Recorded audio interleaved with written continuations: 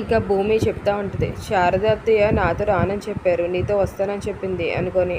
అంటే ఏంటి అనుకొని అంటూ ఉంటారు కేపీ.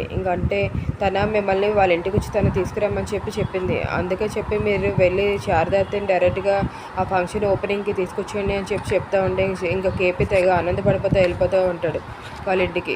వెళ్తాడు. ఇక్కడ చూస్తే అపూర్వ రౌడీల్ని పంపిస్తూ ఉంటుంది. ఇప్పుడు ఫంక్షన్ జరుగుతూ ఉంటుంది కాబట్టి ఇంట్లో ఎవరు ఉండరు, మీరు వెళ్ళి సైలెంట్గా టెడ్డీ బేర్ తీసుకొచ్చేయండి అని చెప్తా ఉంటుంది. అడిషనల్ చెదగొట్టండి అని కూడా చెప్తా ఉంటుంది. సరే అని చెప్పి రౌడీలు వెళ్తారు. అందులోకి కేపీ ఎదురుగా ఉంటాడు శారద వాళ్ళ ఇంట్లో.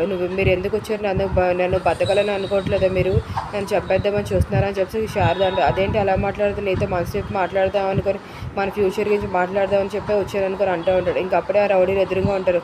ఒకళ్ళని కొట్టడానికి వచ్చాయి, ఇక్కడ చూస్తే ఇద్దరు ఉన్నారు, నువ్వు అరుస్తున్నావు కాబట్టి నేను కూడా ఫుల్గా చెద్దగొట్టేస్తావు అని చెప్పేసి అంటూ ఉంటారు. అపూర్వ చెప్పిందని చెప్పి కేపీని కూడా చెద్దగొడుతూ ఉంటారు. కేపీ మిమ్మల్ని చూస్తారనుకొని కేపీ వాళ్ళ మీదకి వెళ్తే వాళ్ళని కేపీని కొట్టేసి కింద పడేసి పీక నొక్కుతూ ఉంటారు. శారదని ఇద్దరు రౌడీలు ఏమొచ్చి పట్టుకొని ఉంటారు. శారద అరుస్తూ ఉంటుంది, వదలండ్రా అని చెప్పి.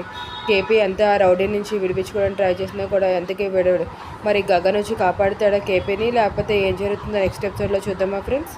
Thank you for watching my videos. Please subscribe my channel if you like my videos. Thank you.